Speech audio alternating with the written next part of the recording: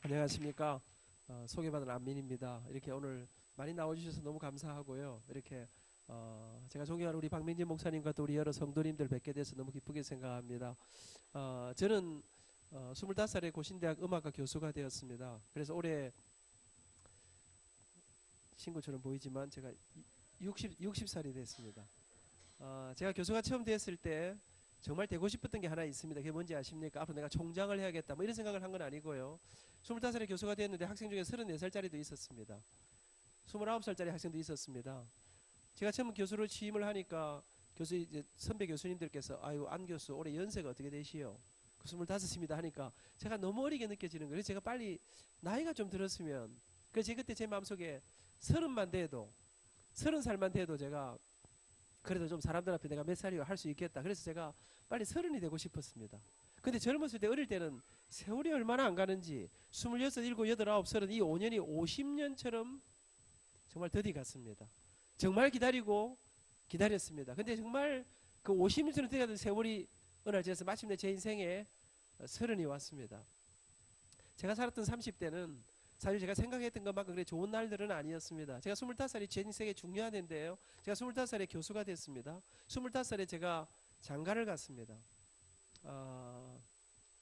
근데요, 제가 장가 가려고 딱 보니까 우리 집에 돈이 한 푼도 없는 거예요. 우리 아버지가 대학교 2학년 때 세상을 떠나셨는데 저한테 많은 빚을 물려주고 가셨어요. 장가 갈 때 방어들 돈이 없어가지고 돈 500만 원을 정말로 죽을 그것 때 돈 500 융자를 내가지고 신혼살림을 시작했습니다. 제가 서른이 되었는데 아이가 하나 태어났었고요. 우리 어머니 모시고 살았는데 봉급 받으면 융자 낸 거 갚아야 될 거 아닙니까? 아버지 빚, 장가 간다고 빌린 빚 그래가지고 어머니 용돈 조금 드려야 안 됩니까?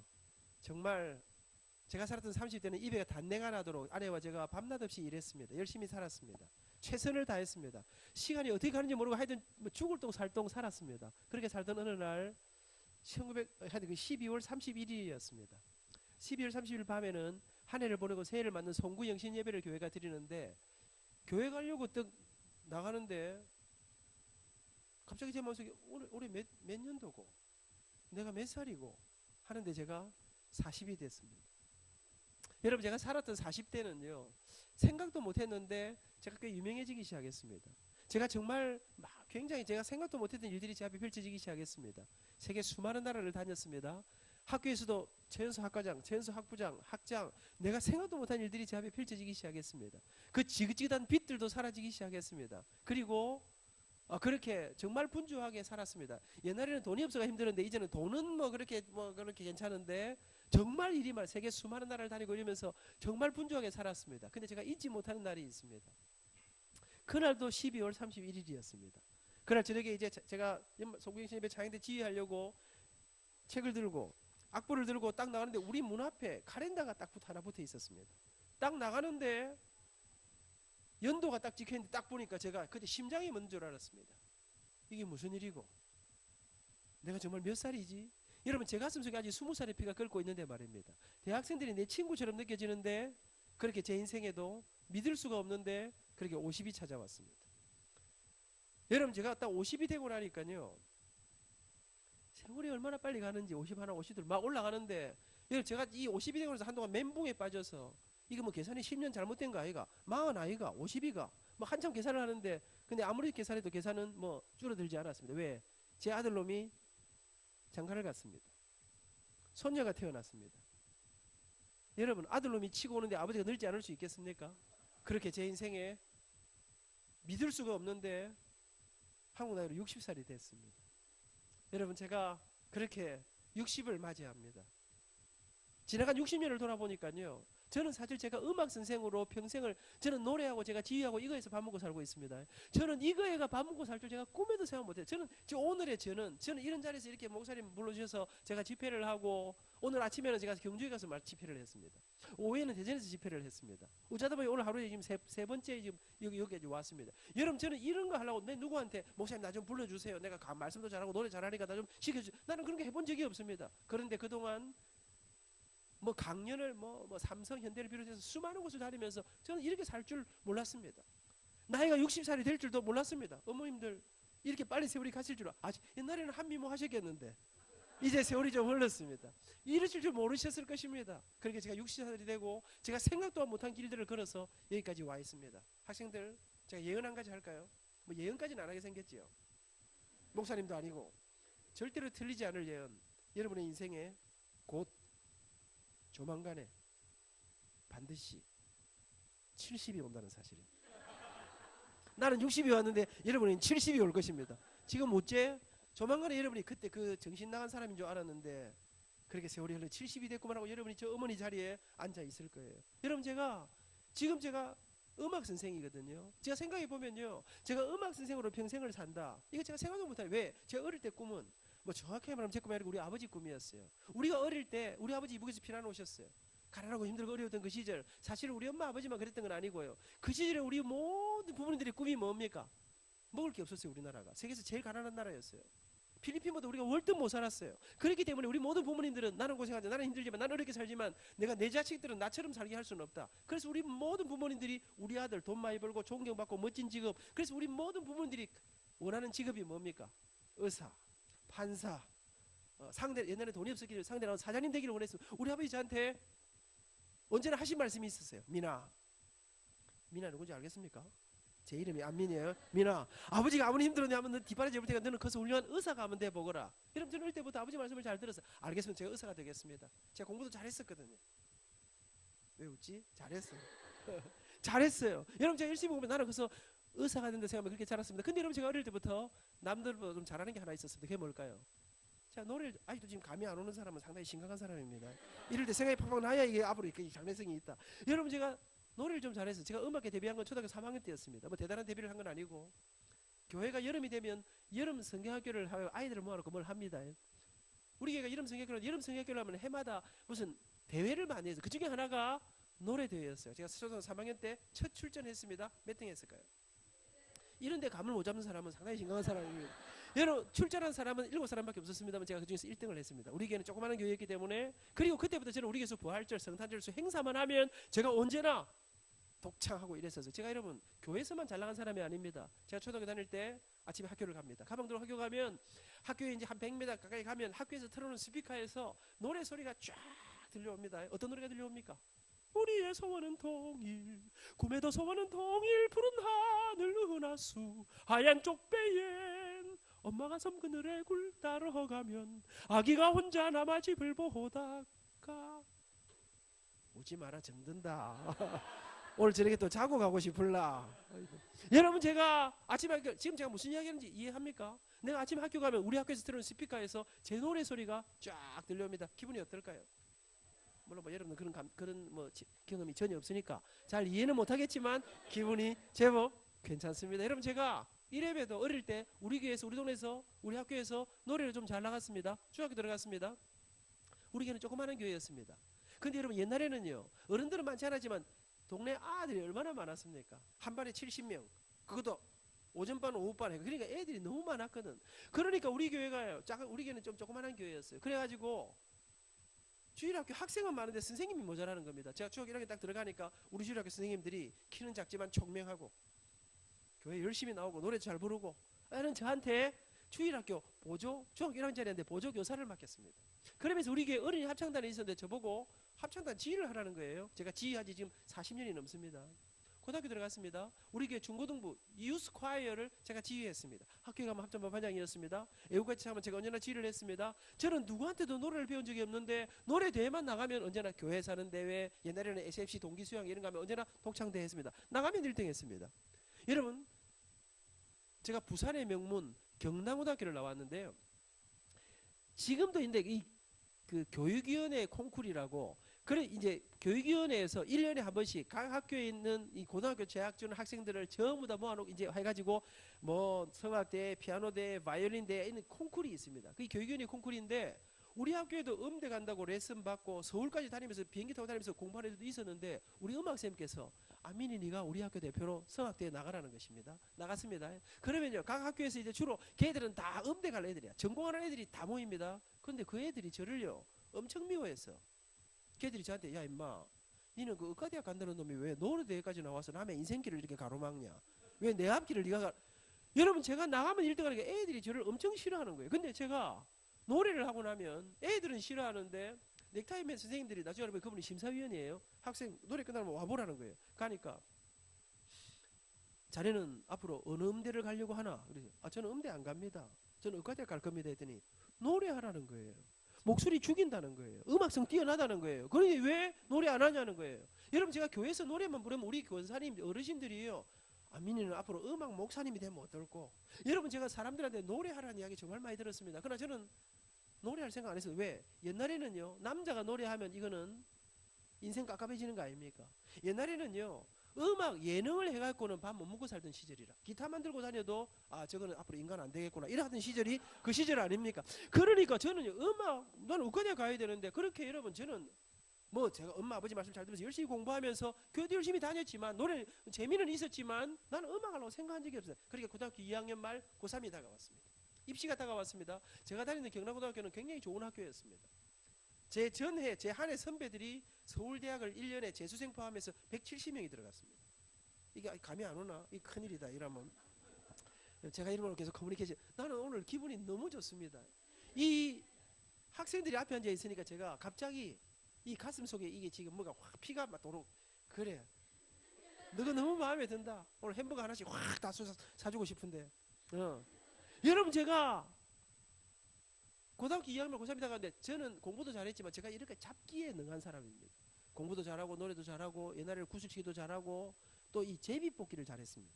우리 학교가 공부를 잘해야 가는 학교인데 제가 박정희 대통령 아들 박지만하고 동기인데 여러분 제가 공부를 잘해서 그 경남고등학교를 들어간 게 아니고 제비뽑기 1회였습니다. 그러니까 우리 선배들은 170명이 서울대학 갔는데 이제 우리 때부터 우리 학교가 망하는 행 것입니다. 내년에는 17명이나 들어가겠나? 그리고는 선생님들이 우리를 두드리 잡는데요.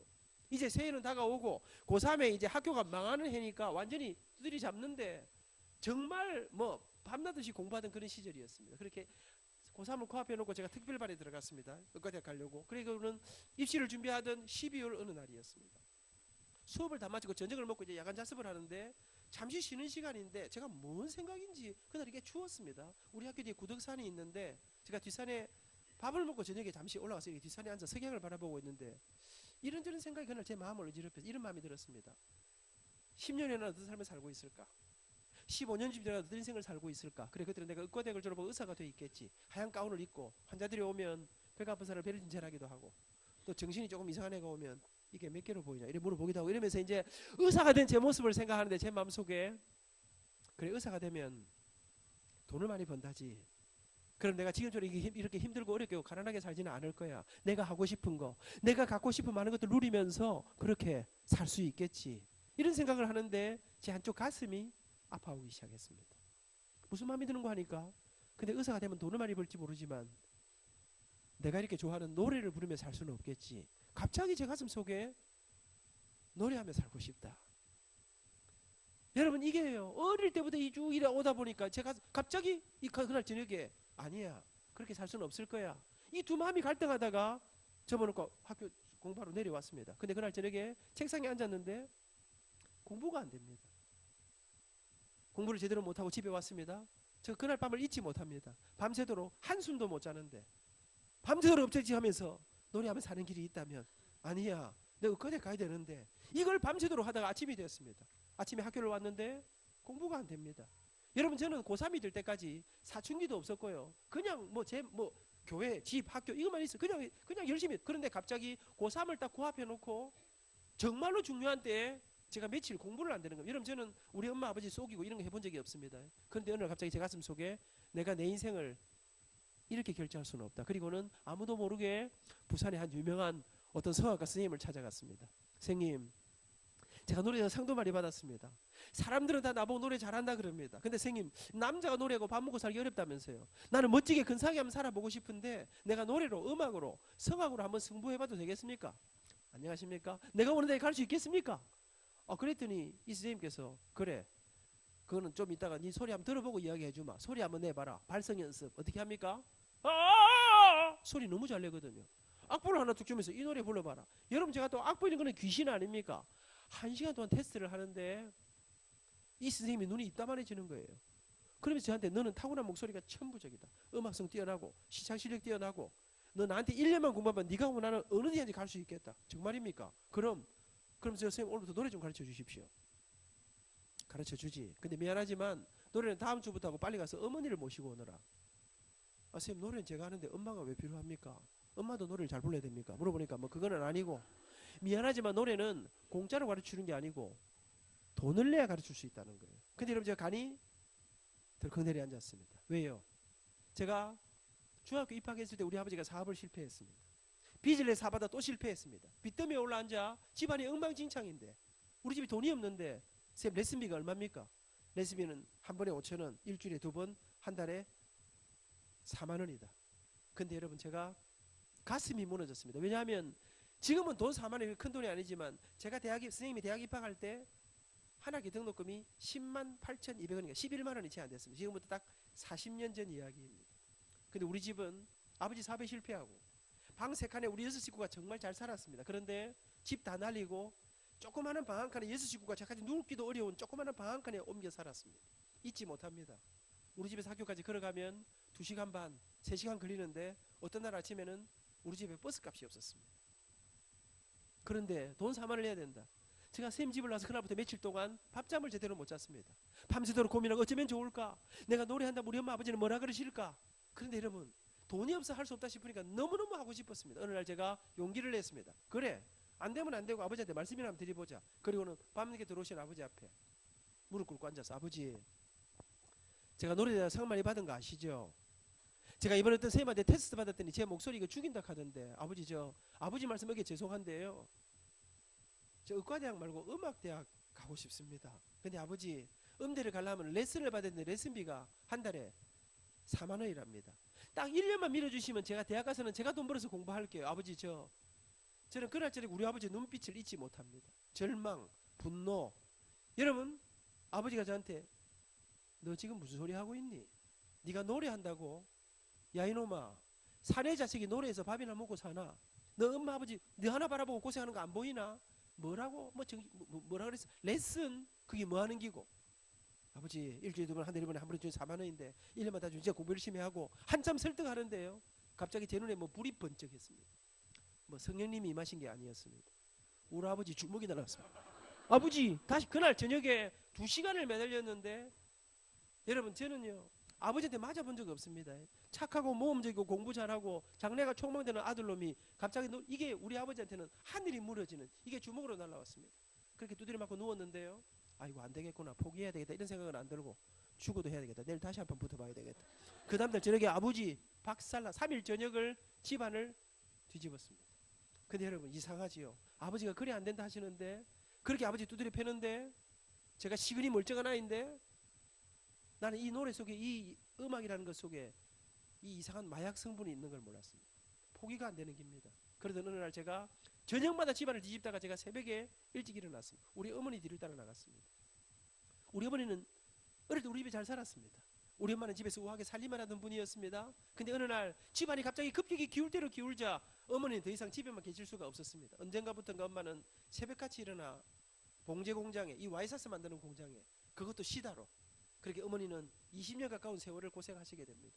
제가 새벽에 출근하는 엄마 뒤를 따라 나갔습니다. 엄마, 깜짝 놀라 보시길래 눈에 도끼를 품었습니다. 어머니, 내 노래 안 시켜주면 어디 가서 확 죽을 삐기다. 여러분 제가 엄마를 협박하기 시작했습니다. 3일 새벽을 엄마를 붙잡고 협박했는데 근데 어머니는 돈이 없지 않습니까? 우리 엄마가 제 손을 붙잡더니 민아, 우리 집에 노래가 웬 말이고 아버지 집에 펄펄 뛰지? 또 음악이라는 거는 두고 평생 뒷바라지 해야 되는 게 아닌데 우리가 무슨 소런 일을 뒷바라지 하겠노? 나중에 엄마 아버지 원망하지 말고 지금 네가 할 수 있는 일은 공부밖에 없다. 마음 잡고 공부해라. 그러고 가시는 거예요. 엄마! 3일 새벽을 매달렸습니다. 어머니 허락도 못 받았습니다. 근데 여러분 저는 포기가 안 되는 겁니다. 그렇게 고3을 코앞에 놓고 나락 속으로 아무것도 할 수 없는 폐인처럼 저녁마다 식구들이 같이 있는 데가 밤새도록 걱정되니까 아무도 잠을 못 잡니다. 두드려 팼다가 달랬다가. 근데 나는 포기가 안 됐습니다. 그러던 어느 날이었습니다. 밤새도록 뒤척이다가 잠이 들었는데요, 누가 저를 막 흔들어 깨워요. 자다 눈을 떠보니까 우리 어머니예요. 민아, 따라 나와라.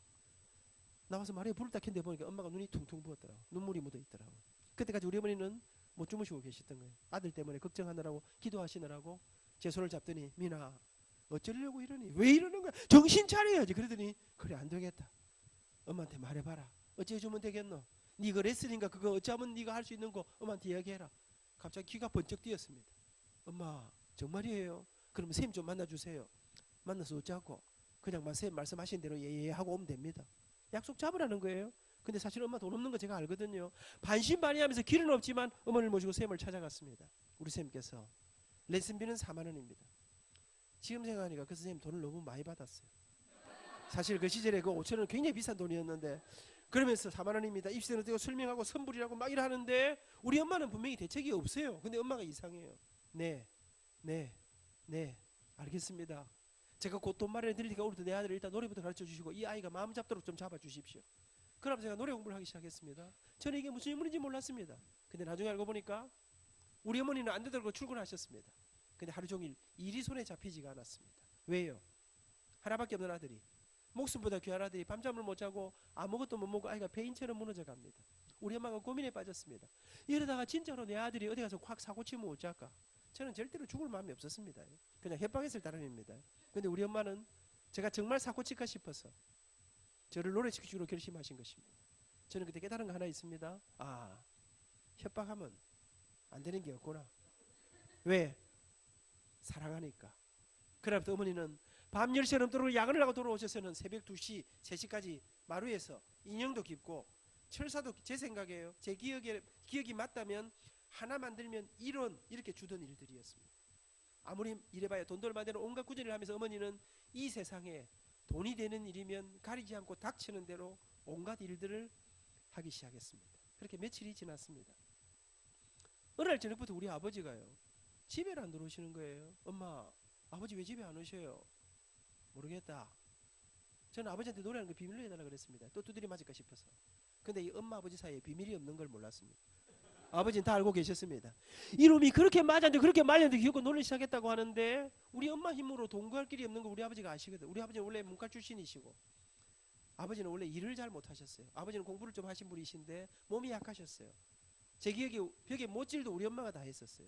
근데 아버지는 막다른 골목에서 길이 없자 그 약한 몸으로 어딘지는 모르겠지만 노동판에 가서 노동을 하기 시작했습니다. 저녁이면 아버지는 쓰러시 들어오셨습니다. 그런데 제가 노래를 시작했다는 말씀을 들으시고 부산 영도 청학동, 지금도 제가 아침에 차를 몰고 학교를 출근하다 보면 지금도 자동차 관련 큰 회사가 청학동에 있습니다. 그때부터 있던 회사인데 아버지는 어느 날 저녁부터 그 밤에 그 지친 몸으로 집에 안 들어오시고 그 회사에 나가셔서 밤새도록 경비를 서기 시작했습니다. 저는 지금 우리 아파트에 일하시는 두 경비 아저씨, 청소하시는 아주머니, 저는 그분들을 그냥 청소하시는 경비 아저씨로만 보지 못합니다. 마켓에 다녀올 때면 언제나 우리 아저씨들의 밤새도록 일하시는 아저씨들 야식을 담아드리곤 합니다. 명절이 오면 제가 가난하게 살아보니까요. 명절에는 가난한 사람들에게는 선물보다 돈이 필요하더라고요. 생각보다 많은 돈을 넣어서 우리 아저씨에게, 아주머니에게, 우리 아저씨 아주머니는 제가 왜 그렇게 자기들에게 잘하는지 모릅니다. 근데 저는 들어오고 나가면서 그 초췌한 우리 아저씨들의 모습에서 저는 우리 아버지의 모습을 보고 있습니다. 그렇게 어머니 아버지의 등골이 잃은 처절한 고생을 먹고 1년여를 노래 공부를 했습니다. 입시가 다가왔습니다. 사람들이 그러대요. 부산에서 우리 공부해갖고는 서울에 있는데 꿈도 꾸지 마라. 그때 옛날에는요 학교 교수님들이 다 레슨을 할 때였어요. 그러니까 서울대학을 가려면 서울대학 교수한테 레슨을 받아야 된다는 거예요. 그래 시골에서 해갖고는 안 된다는 거예요. 근데 여러분 아십니까? 옛날에는요 촌놈들이 깡다구가 있었습니다. 가난한 집 아이들이요 절대로 포기하지 않는 근성이 있었습니다. 여러분 저는 방앗간에서 피아노도 없이 연필 가지고 책상 두드리면서 노래 공부했습니다. 피아노가 정말 필요하면 밤 늦게 우리 예배당에 달려가면 이런 멋진 그래도 그랜드 피아노가 아니었습니다. 마룻바닥 예배당에 조그마한 풍금이라고 여러분 아는가 발로 밟는 풍금이 있어요. 그거 눌러가면서 공부했습니다. 공부는 열심히 했습니다. 모든 과제곡은 다 외웠습니다. 제가 세상 물정도 사실은 잘 몰랐습니다. 그렇게 뭐 몇 년을 비행기 타고 다니면서 해야 되는 것도 잘 몰랐습니다. 제가 우리 동네에서 노래 내가 제일 잘하지 않습니까? 한번 붙어본다 내가 공부도 잘하고 그래가지고 너무나 무모하게 모두가 안 된다는데 서울대 성악과에 원서를 넣었습니다. 시험 치러 올라갔습니다. 돈을 아껴야 했습니다. 망우리 공동묘지 밑에 우리 한혜 선배가 외국어대학 다니면서 하숙하고 있었습니다. 그 망우리에서 서울대학이 그래 먼 데인 줄 모르고 공짜라는 한 가지 이유로 그 집에 잤는데 새벽에 3시간 4시간을 버스를 타고 다니면서 본고사를 치고 실기시험을 치고 시험을 다 치고 내려왔습니다. 우리 아버지가 밤에 회사에 좀 나오라 하시더라고요. 갔더니 아버지가 저를 딱 앉히시더니 민아, 내가 음악계를 잘 모르지만 이번에 니 때문에 여기저기 조금 알아보니까 니는 그 떨어질 확률이 100%라더라. 니처럼 하고는 되는 사람이 없다 하는데 그래도 니 원대로 한번 시험 쳐봤으니까 이제 정신 차리거라. 그리고 재수해라. 아버지가 무슨 짓을 해도 내 뒷바라지 할 기다. 그리고 니는 내년에 정신 차리고 공부해서 의과대학 시험 치도록. 수학 손 놓은 지 오래됐는데요. 전교 1등에 의과대 갈 수 있는데요. 발표가 다가오는데 가슴이 답답했습니다. 사람들 이야기 들어보니까 뭐 굉장하더라고요. 발표 전날 여러분 옛날에는 인터넷도 없고 아무것도 없었어요. 우리 집에 전화도 없었습니다. 발표 전날 참을 수가 없었습니다. 제가 오늘 KTX 특실 타고 왔습니다. 그때는 돈이 없어갖고 나도 모르게 밤에 내일이 발표인데 부산역으로 달려갔습니다. 밤새도록 가는 밤에 출발하면 아침에 도착하는 완행열차가 있었습니다. 버스를 타고 밤새도록 한숨도 못 자고 새벽에 서울역에 내려서 학교자 발표를 보러 올라갔습니다. 관악산으로 올라가는데 가슴 속에 만 가지 생각이 경쟁률은 15명 뽑을 때 경쟁률은 어마어마했습니다. 골드라도 붙었으면 좋겠다. 떨어졌겠지. 아니야. 가슴에 여러분 옛날이요 스릴이 있었습니다. 요즘은요 이거 하나 딱 들고 띠리리 갑자기 그 옛날에는 막 가니까 막 사람들이 구름대처럼 발표를 보러 들어가는데 몰려갔습니다. 근데 게시판에 이름 붙여놨는데 뭐 볼 수가 키는 작제 이거 들어가가지고 그래가지고는 이름을 찾는데요. 올라가는데 이름이 안 보이더라고요. 떨어졌구나. 그래도 보기는 끝까지 다 봐야 될 거 아닙니까? 그리고 꼭대기로 올라갔는데 맨 꼭대기에 이름 2자짜리가 하나 딱 있는 거예요. 근데 제 이름 같지는 않더라고요. 남의 이름 같은데 쳐다보고 있는데요. 그냥 여기서요. 폭포 같은 눈물이 쏟아지기 시작하는데 그 이름을 보고 있는데 막 내 이름 같지 않은데 딱 적혀있는 이름이 편안한 백성민 제 이름이더라고요. 수험번호를 확인하니까 7713-014 제 번호더라고요. 울면서 달렸습니다. 공중전화를 찾아. 우리 집엔 전화가 없었습니다. 우리 엄마 회사에 전화를 했습니다. 공중전화 3분이었던 거 학생들 아나? 여러분 우리 엄마가 시다로 일하는데 사무실에 전화하니까 기다리라 하더라고요. 기다리다가 끊어지고 기다리다가 끊어지고 동전 마지막 동전을 넣었는데 전화가 거의 끝날 무렵인데 우리 어머니가 전화를 받아서 제가 다급하게 엄마! 합격이다! 근데 우리 엄마가 안 믿는 거예요. 정신 차리고 잘 봐라. 니는 뭐 될 테기 없다 하도 뭐 잘못 본 거 아이가? 그런데 아들이 울고 있거든요. 장난은 아니거든요. 근데 어머니가 정말이지? 그러더니 막 전화기를 붙들고 대성통곡을 하는 거예요. 둘이 울다가 전화는 그렇게 끊어졌어요. 그렇게 대학 입학한 지 40년 세월이 흘렀습니다. 여러분 저는요 솔직히 입학만 하면 합격만 하면 들어가고 열심히 아르바이트하고 열심히 하면 길이 있을 거라 생각했습니다. 들어갔습니다. 그런데 가서 조금 지났는데 보니까 우리 동기들이에요. 우리나라 부총리 딸이 있었습니다. 장관 아들이 있었습니다. 전라북도 도의사님 딸이 있었습니다. 재벌집의 아이들 전부 다요. 입학한 지 며칠 되도 않았는데 나는 곧 독일 간다는 거예요. 미국 간다는 거예요. 이태리로 프랑스로 유학 간다는 거예요. 여러분 저는 이제 들어가고 한번 해보려고 하는데 야 아들은 벌써 나보다 딴 세계를 여러분 제가 서서히 깨닫기 시작했어요. 여러분 저는 제 인생에 친구들이 전부 다 꿈을 계획을 이야기할 때 나는 인생에 길이 없다 생각했어요. 그런데 어느 날 어디로 가는지 모르고 한 걸음하고는 그냥 걸었습니다. 근데 어느 날 대학을 졸업하고 대학원에 입학하고 군대를 갔다 보니까 내가 꿈에도 생각 못했는데 대학교 3학년 때 제가 부산에서 노래한 모습을 지금 제가 몸담고 있는 고신대학 사람들이 보았다고 합니다. 저를 보러 왔다가 본 게 아니라 우리 교단의 유명한 어떤 장로님 딸을 보러 왔다가 그 딸한테 감동을 못하고 제 노래에 감동을 받았다고 합니다. 그리고는 이 사람들이 어느 날 저를 대학원 졸업도 안 한 저를 교수로 스카우트해 주었습니다. 여러분 저는 우리 아버지가 물이 준 빚이 많아 평생에 유학 같은 거 못 갈 줄 알았습니다. 근데 어느 날 학교가 1988년도에 학교가 저를 이태리로 유학을 시켜주었습니다. 그리고 제 인생에 길이 펼쳐지기 시작했습니다. 내가 꿈에도 생각 못한 무대들을 경험하고 상상도 없는 길들을 걸어 그 길들을 걸어 오늘 저는 여기까지 오게 되었습니다. 저는 제 지난 날을 돌아봅니다. 내가 어쩌다가 이렇게 과분한 삶을 살게 되었는가? 내가 머리가 좋아서, 내가 재능이 뛰어나서, 내가 공부를 열심히 해서, 솔직히 말합니다. 내가 기도를 많이 해서 그런가? 저는 그렇기 때문에 제가 이 자리에 있다고 제가 생각하지 않습니다. 생각할 수 없습니다.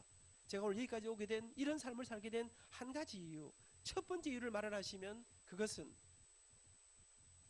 가난했지만 초라했지만 제게 좋은 옷, 좋은 음식, 좋은 뒷바라지 잘 못해 주셨지만 그러나 아들을 위해 자식을 위해 당신들의 인생에 온갖 고난과 아픔과 부끄러움과 수모를 다 감내하면서 당신들이 가진 자존심 모든 거 다 내려놓고 아들을 위해 인생을 쏟아 주셨던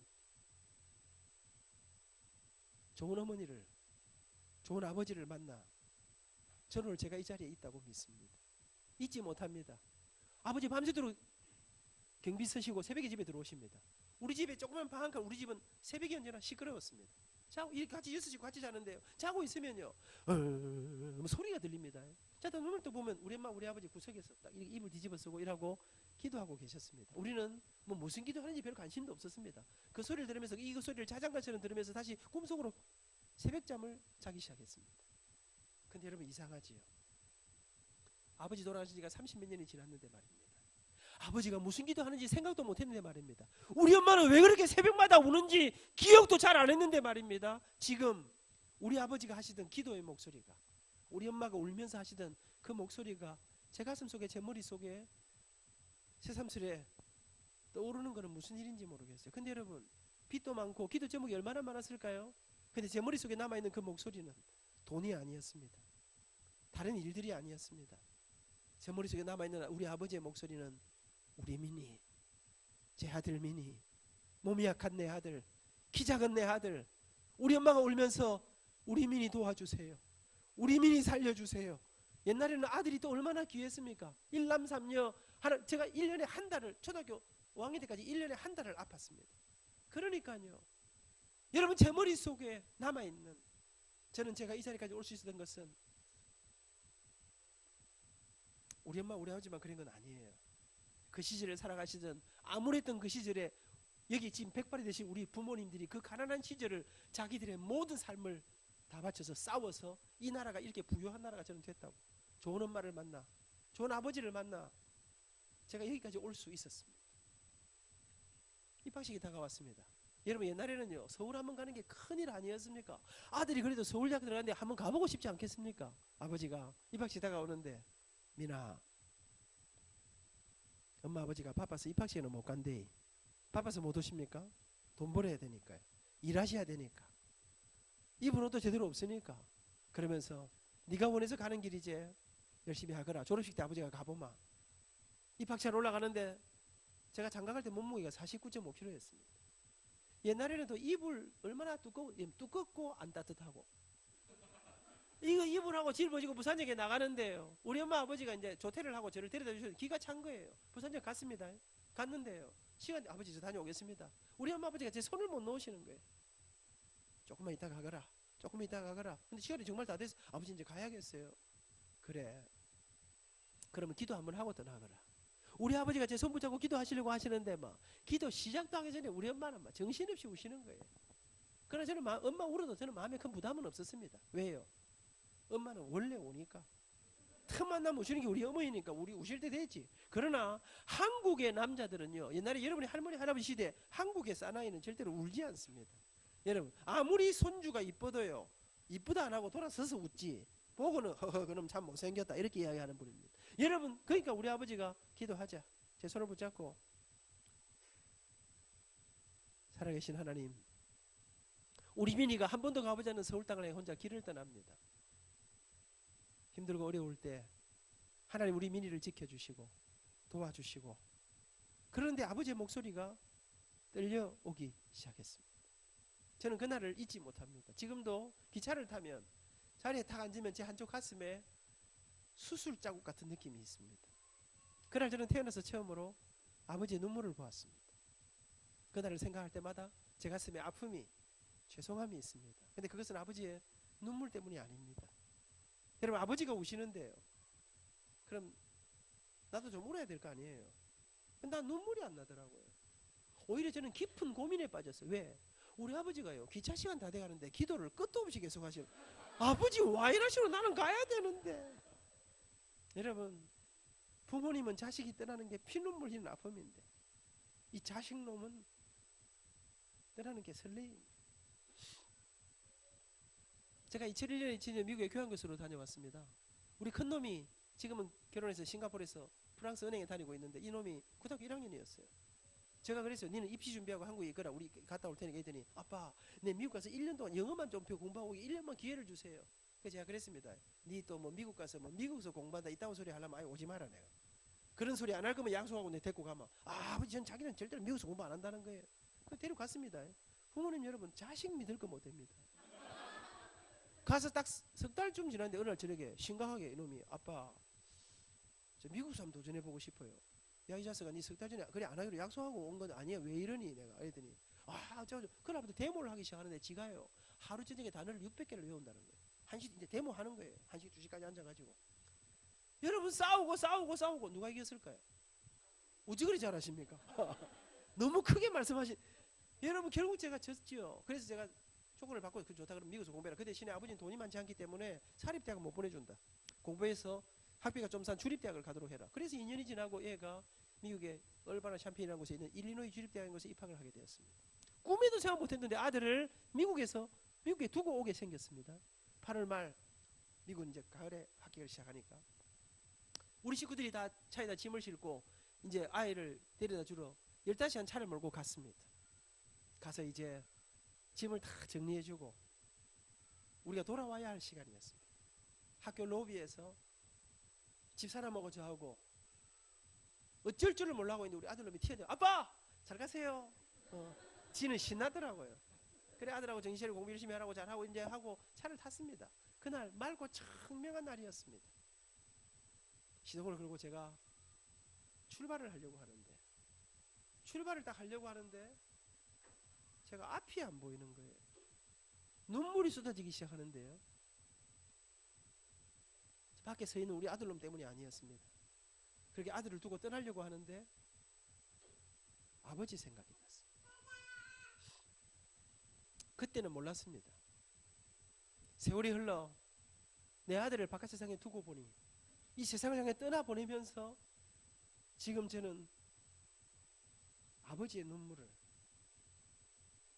아버지는 딱딱하고 근엄했지만 가슴 속에 피가 끓는 눈물이 있다는 사실을 이제야 그놈이 졸업하고 미국 회계사가 되어서 한국에 취직을 하고 와서 취직했다가 군대를 갔습니다.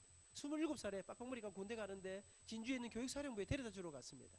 여러분 저는요 아들 군대 간다고 내 별로 내 뭐 무슨 마음이 이상할 줄 몰랐어요. 집사람은 좀 그래도 제가 데리고 갔습니다. 야 요새 군대는 군대도 아니야. 가서 그냥 2년 동안 잘 대학생활 비슷하게 하고 오면 돼. 기숙사 간다 생각하고 들어가 이러면서 갔습니다. 잘 갔습니다. 가니까 한 1000명이 같이 들어가는데 같이 가기 잘 있었습니다. 조금 있으니까 지휘관이 있다가 자 이제 부모님들은 다 바깥으로 나가시고 연병장 한가운데로 병사들 다 가운데 모이라 하더라고요. 그러더니 줄을 딱 세우더니 이제 우리는 훈련소로 들어가기 전에 마지막으로 부모님에게 인사를 드리고 훈련소 들어간다는 거예요. 각자 자기 부모님을 향해서 서라 하더라고요. 여러분 저도 눈이 작지만 내 아들놈도 눈이 작습니다. 눈은 작아도 근데 여러분 지 새끼는 다 보이는 거 아닙니까? 딱 보니까 우리 아들도 딱 먼저 섰는데 지도 저를 딱 쳐다보는데 보니까 눈빛이 약간 조금 이상하더라고요. 저도 좀 마음은 그랬습니다. 근데 지휘관이 뭘 시키는 거 하니까 자 이제 여러분 어머니 아버지에게 마지막 인사를 합니다. 어머니 아버지 2년 동안 조국의 하늘을 이 아들이 책임질 것입니다. 2년 동안 걱정하지 마시고 건강하고 편안하게 안녕히 계십시오. 다녀오겠습니다. 1000명의 우리 아들들이 연병장 땅바닥에 무릎을 꿇고 절을 하기 시작했어요. 아들이 절을 하는데 여러분 나는 내 아들이 군대 간다고 눈물 날 줄 몰랐습니다. 저는 아들을 더 이상 쳐다볼 수가 없어 먼 하늘을 쳐다보는데 거기 아버지 얼굴이 있었어요. 아들을 떠나보내면서 우시던 우리 아버지가 거기 계셨어요. 저는 이제 60이 되고 두 아들을 지난주에 한 둘째 놈 장가를 보냈습니다. 아들을 우리 품에서 떠나보내면서 이제야 저는 아버지의 마음 여러분에게도 아마 어쩌면 조금은 이해 안 되는 아버지들이 계실지 모르겠습니다. 그러나 우리 아버지들의 가슴 속에는 우리에게 다 말하지 못하는 그런 뜨거운 가슴이 있다는 여러분을 향한 여러분 저는 이제야 그 마음을 느낍니다. 그래도 우리 아버지가 기차시간 딱 3분을 남겨놓고 아슬아슬하게 기도는 끝내주셨습니다. 뒤도 안 돌아보고 아버지 갑니다 부터 돌아탔습니다. 그게 아버지하고 마지막 이별하는 날인 줄 몰랐습니다. 서울에 올라갔습니다. 어머니 아버지의 고생은 뭐 말로 할 수 없지요. 몸이 무너질 줄 모르고 엄마 아버지는 밤낮없이 일하셨습니다. 저도 새벽 4시부터 아르바이트를 시작했습니다. 그러나 돈 벌어서 공부하는 일은 만만한 일이 아니었습니다. 1학년이 끝나고 2학년이 끝이 났습니다. 12월 중순이 되어서 온 가족들이 희생 가운데 공부를 하여튼 저도 고생은 했지만 저 혼자 공부하는 거니까요. 근데 12월 중순에 방학을 이제 곧 방학을 할 텐데 부산서 갑자기 전보가 날라왔습니다. 빨리 부산에 내려오라 했습니다. 느낌이 이상했습니다. 밤 기차를 타고 내려서 새벽에 집에 들어갔는데 우리 집에 사람이 아무도 없었습니다. 옆집에 물어보니까 우리 아버지가 며칠 전에 회사에서 쓰러지셨다는 거예요. 보건병원에 가보라 해서 달려가 보니까 아버지는 의식을 잃고 계셨습니다. 아침에 의사 선생님을 만났습니다. 제가 가서 선생님 우리 아버지 어떻게 치료하셔야 됩니까? 근데 선생님이 말씀을 안 하시는 거예요. 선생님 어찌 해야 됩니까? 우리 아버지 어떻습니까? 그랬더니 미안하네 그러는 거예요. 아니 선생님이 왜 미안하셔요? 그랬더니 현대의학으로 병원에서 해줄 수 있는 일이 없네. 자네 아버지는 치료할 길이 없네. 그러시면서 하시는 말씀이 아니 근데 이 정도가 되려면 그동안 얼마나 아프고 얼마나 힘들고 얼마나 고통스러운데 왜 빨리 병원에 안 왔냐는 거예요. 왜 치료를 빨리 안 했냐는 거예요. 제가 들어가서 내려가서 엄마 아버지 안 아파요. 왜 빨리 치료를 안 했어요. 어머니는 우시기만 하시는 거예요. 알고 보니 아버지는 당신 몸이 심각한 걸 알고 계셨어요. 그런데 아버지는 지금 내가 병원에 들어가면 내 아들 공부도 집안도 빚더미 올라앉아 있는데 여러분 우리 아버지는 여러분 우리 아버지뿐만 아니라 그 시절의 분들은 목숨을 걸고 진통제로 버티면서 죽음을 하늘이 무너진 소식 앞에 우리가 당도하게 되었습니다. 그렇게 맨날을 밤을 지새면서 아버지 간호를 했습니다. 그러던 어느 날 제가 지쳐서 침대 기대 잠이 들었는데요. 느낌이 딱 이상하더라고요. 누군가가 제 손을 꽉 잡고 있는데 자다 눈을 떠보니까 아버지 손이에요. 눈을 떠보니까 아버지 의식이 돌아왔더라고요. 바짝 마르고 눈이 쑥 들어온 우리 아버지가 저를 바라보시면서 민아 너 얼굴이 왜 이러니? 너 왜 이렇게 말랐니? 밥은 제대로 먹니? 몸은 괜찮은 거야? 아버지 저는 괜찮아요. 아버지 어떠세요? 우리 아버지가 말씀을 잘 못하셔요. 그날 밤 그렇게 정식이 돌아오시고 한숨만 내쉬면서 밤이 깊어갔는데 밤이 꽤 깊었는데 아버지가 저를 부르시더라고요. 민아 예 아버지 내가 아무래도 내 몸이 이상해. 내가 자신이 없어. 의사쌤이 뭐라 그러시노? 제가 말씀도 못 드리고 고개를 숙이고 있으니까 내가 오늘 의식이 있을 때 너한테 꼭 좀 해야 될 말이 있구나. 그러면서 아버지가 그날 밤에 제게 마지막 유언을 하기 시작했습니다. 민아 미안하다. 아버지 사업에 실패하고 고생시키고 제대로 뒷바라지 못해서 정말 미안하다. 근데 민아 명심하거라. 아버지가 세상 떠나 내가 자신이 없는데 세상 떠나 천국 가고 나면 네가 이제 우리 집안의 가장이다. 그런데 우리 집안의 이 어려움은 아마 한동안 계속될 기다. 그런데 그 모든 빚, 그 모든 문제, 그 모든 어려운 것들은 어머니한테 다 맡기거라. 엄마가 알아서 할 기다. 그리고 너는 아무리 힘들어도 아무리 어려워도 어떤 경우에도 절대로 공부를 포기하지 말아라. 민아 포기하지 않으면 길이 있대. 지금 네가 돈벌이 한다. 엄마 딴짓 하면 너도 집안도 앞길은 없는 건데 포기하지 않으면 길이 있단다. 포기하지 않으면 하나님이 반드시 네 길을 인도해 주실 기다. 그러면서 아버지가 내가 의식을 잃거든 내가 말을 하지 못하더라도 내 곁에서 계속 찬송을 불러다오. 그리고 그날 이후 한 3주간 동안 아버지는 죽음의 극한 고통과 사투를 벌이시다가 그 이듬해 1월 4일 새벽 우리 가족들이 밤새도록 부르는 찬양 속에 아버지는 세상을 떠나 천국에 가시게 됩니다. 모든 무거운 짐이 우리 어머니에게 다 지어졌습니다. 여러분 근데 제가요 철이 빨리 들었거든요. 제가 다 알겠어요. 우리 엄마 혼자서는 어떻게 할 길이 없다는 사실을. 그래서 제가 엄마한테 엄마 제가 당분간 학교를 좀 쉬겠습니다. 어머니 도와드릴게요. 우리 어머니는 지금까지 저한테 큰 소리 한번 내시는 분이 아닙니다. 그날 불호령이 떨어지는 거예요. 저를 당장 일어나라는 거예요. 역으로 나가자는 거예요. 너 아버지 말씀 기억 못하냐는 거예요. 엄마 알아서 한다는 거예요. 여러분 제가 어머니 때문에 끌려가지고 서울에 올라왔습니다. 그런데 여러분 제가 정말 아르바이트 때는 괜찮아요. 일할 때는 괜찮아요. 공부할 때는 괜찮아요. 저녁에 늦게 와서 연습하려고 연습실에 딱 앉았는데요. 혼자 연습을 하는데 해는 져서 어두운데 찾아오는 사람 없어 노래하는데 온몸에 힘이 쫙 내가 지금 뭐 아니 음악이라는 게 노래라는 게 뭐 또 여유가 있어 하는 게지 엄마가 죽을 때 다 죽어가는데 지금 때려치울까 그만둘까. 근데 그때마다 우리 아버지의 쑥 들어간 눈빛이 절대로 포기하지 말아라. 여러분 정말 어떻게 해야 될지 모르게 하루 한 주 한 주가 지나가던 어느 날이었습니다. 주일 아침에 교회를 왔습니다. 저희 교회가 여의도에 있는 교회였는데 교회를 아침에 갔는데 우리 교회 집사님 한 분이 한민 선생 왜 그러십니까 했더니 안생 어렵다는 이야기 들었는데 혹시 아르바이트 안 하겠냐는 거예요. 아, 해야죠. 뭐든지 돈을 벌어야죠. 했더니 우리 교회 바로 옆에 여의도 은하아파트가 있는데 이 은하아파트에 한 집에 아이가 셋있는 집인데 어떤 제제사의 전무님 집이었어요. 이 집에서 가정교사를 찾는다는 거예요. 그런데 조건이 너무 좋아. 이 세 아이를 가르치면 입주 가정교사인데 재워주고 먹여주고 돈을 주는데 이 돈을 받으면 제가 쓰고도 우리 엄마한테 돈을 좀 보낼 수가 있어요. 한꺼번에 모든 문제가 다 해결되는 거예요. 집사님 나 그 집에 꼭 좀 들어가게 해주세요. 주인을 만났습니다. 인터뷰하고 우여곡절이 좀 있었습니다만은 끝나고 하여튼 제가 그 집에 들어가서 몇 년을 살게 되었습니다. 죽는 줄 알았습니다. 왜요? 제가 이 집에 거짓말하고 들어갔습니다. 이 집에 아이가 셋인데 여러분 어르신들 잘 모르시는데 수학에 1이 있고 2가 있습니다. 학생들은 알고 있죠? 잘 모르나? 중학생이에요. 1이 있고 2가 있는데 1은 이제 좀 쉬운 수학입니다. 그래가지고 인문계 그러니까 우리가 예비고사 치고 나면 본고사는 국어 영어만 있었습니다. 그러니까 저는 평소 실력으로 예비고사만 치고 본고사는 국어 영어만 있으니까 수학을 손을 놨는데 여러분 이 집에 가니까 고등학생이 하나가 있는데요. 이 아이가 이과를 간다는 거예요. 이과를 가려면 수학 2를 해야 되는데 제가 뭐라 했냐면 내가 왕년에 의과대학 가려기 때문에 내가 다 가르칠 수 있다 했습니다. 근데 몇 년 동안 수학을 손을 놨는데 내가 다 가르칠 수 있을 줄 알았습니다. 오랜만에 수학을 딱 펴보니까 잘 모르겠는 거예요. 근데 여러분 모르면 이 집을 쫓겨나는 거 아닙니까? 나는 쫓겨나면 엄마한테 돈을 보낼 수가 없는데 저는 그 집에서요 1시 전에 잠을 자본 적이 없습니다.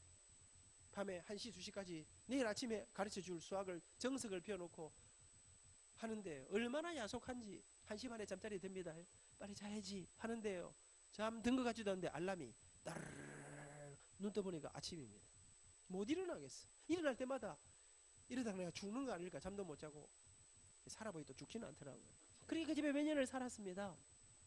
그랬는데 이 집 식구들이 교회를 안 다녔습니다. 제가 전도를 했습니다. 아줌마, 아저씨, 얘들아, 나 따라 교회 안 갈래? 여러분 교회 한번 오는 게 쉽습니까? 어렵습니까? 오늘 처음 오신 분들 생쇼를 해서 겨우 모시고 온 거 아닙니까?